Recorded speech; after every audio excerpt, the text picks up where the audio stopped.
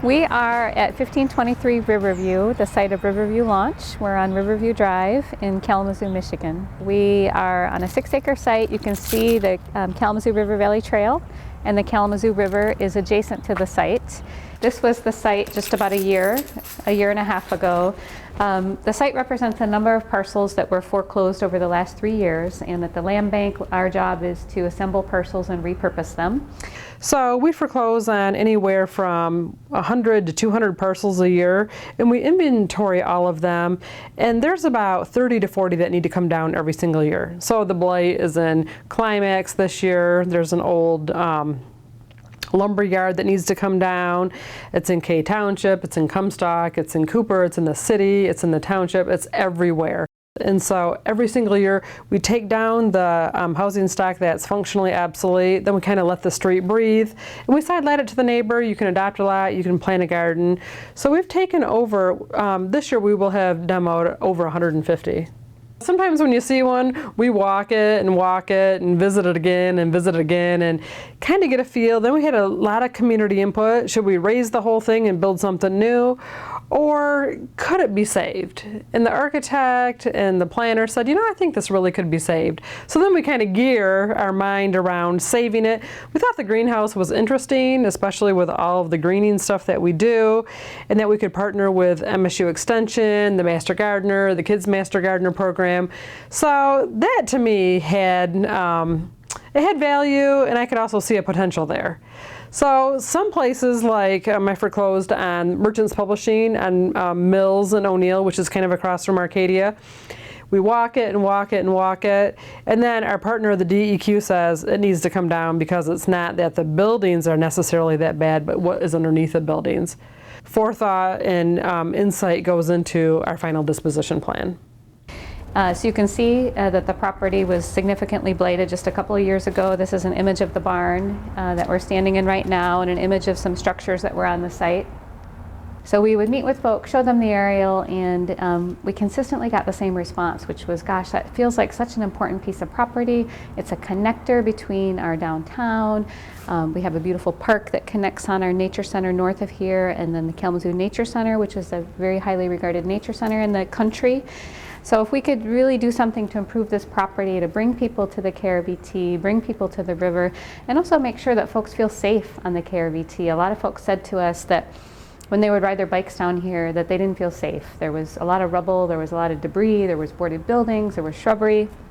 So really wanting to make sure that our public spaces feel safe and inviting. And so we removed the house and the underground storage tank. We beautified the property, and now we have a very exciting renovation project going on there. One of the early things we did over the last year was restore this barn. So this was significantly blighted, and mostly with volunteers. We have done a lot of cleanup in here. We removed the second story here to loft the structure up. Repaired some of the walls using some of the floorboards that were taken from the second story and using them to build the new garage doors here, as well as to shore up this wall. A local artist created some of these fish sculptures, which are all fish that are native to the river. And we've been using this as an event space. We partnered with City Parks and Rec. They showed a movie on the barn last summer. We've had several community events here. There was a class on making native bee houses here. So this space is intended to be a 3-season community space. And the refreshing part is not a lot of people knew about this site. So I've had a lot of fun telling people about this site, and when they get there, they're just awestruck with, my gosh, we've been driving by it and we just never really paid attention. And it was an opportunity to develop a piece of property that otherwise wouldn't have gotten the attention. We're partnering with Open Roads Bike Program. They're going to be permanently locating their offices and programs at the site in January. We're also partnering with MSU Extension. They will be collaborating with us on youth programming at the site. And you can see the image here. Both of those partners had pilot programming at the site this summer. So we had probably 80 children out at the site learning about ecology, learning about growing and gardening, learning about careers. Also children working with Open Roads, learning social skills through bike repair.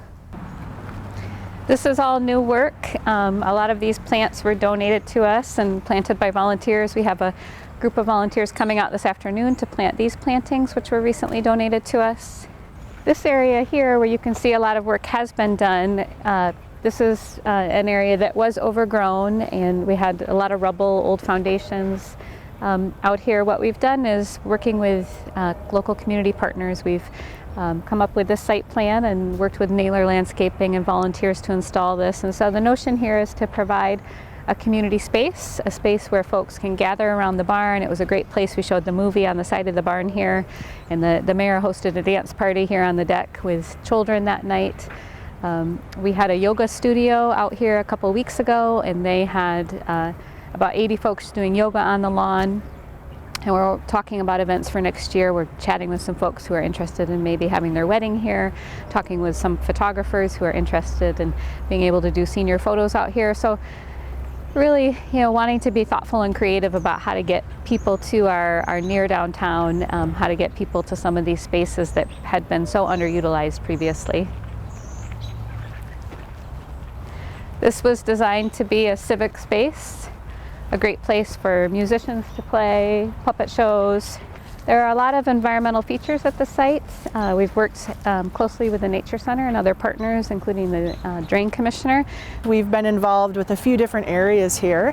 One of them is a restoration project, and so we are looking at the potential of restoring the lands into native landscaping, and so plants and species that help to create an area that is suitable for things like migrants of birds and butterflies that pass through the area. So about 5.5 acres of restoration, and about 1/2 acre of that is along the Kalamazoo River.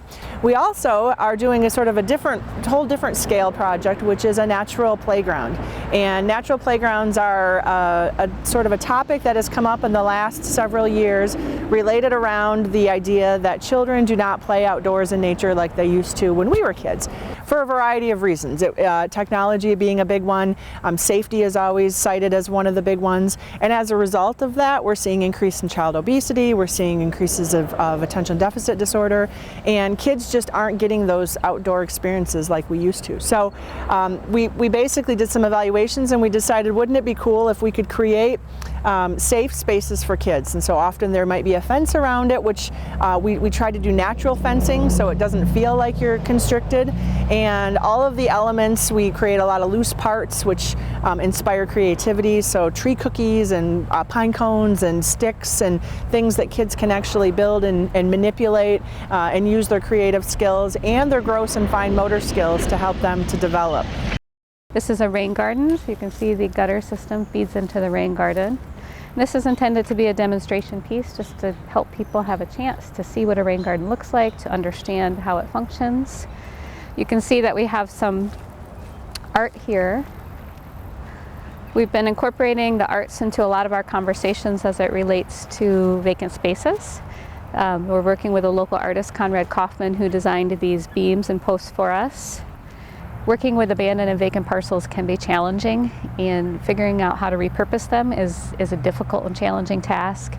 I think one of the things we know is we don't have all the answers, but we've also discovered with some of these places that they really provide unique opportunities to bring the community together, and by gathering the community together to share ideas and strategies and build new partnerships, we're able to probably achieve some outcomes that we couldn't have predicted in the beginning had we not worked together with the community. So we had approached Tribal Revival Gardens and asked if they would like to do something on the site early on, and they were interested in bees.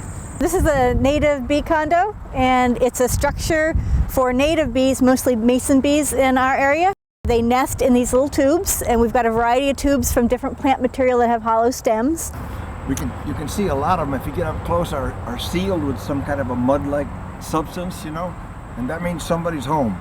So probably every 2 years, we'll turn this. This is a cube that spins on a spindle. They'll emerge out of the holes in the back, and then when they come out, they'll find the new nesting materials. So all this stuff, after they go through their 2-year cycle, will be thrown away to prevent disease. And we hatched this design ourselves. It's never been tried before. We sent it off to the Xerces Society, and they gave us a thumbs up on it and said they thought it was a great idea, so we're going to keep an eye on it and see how it works. We've had kids participating in the 4-H program that have been able to come out and learn from the site. We had a volunteer day to stuff all the nesting materials in the boxes. So, and because of this 2-year cycle, then it's an ongoing project that can engage kids all the time. And it gets a lot of attention. It's fun. You know, we see people stop and check it out. And now we're coming upon the gardens.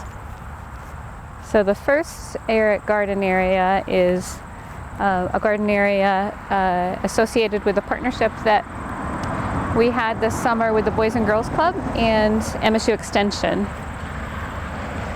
MSU Extension partners came out with our staff and volunteers and delivered a Junior Master Gardener program, which was an 8-week program. So the Boys and Girls Club kids came from 2 to 4 on a Friday and learned about soils, learned about plants, learned about ecology.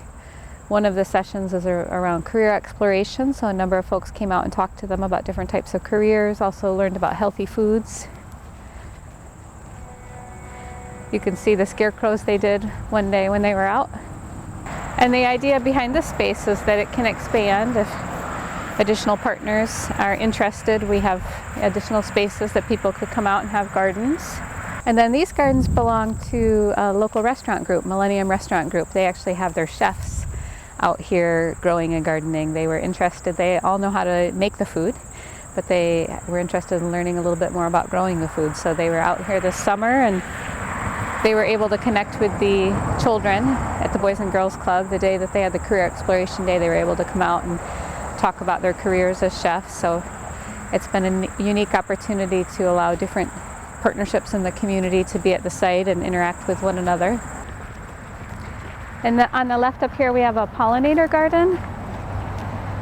So this pollinator garden was an idea as it relates to some of the demonstration-based opportunities.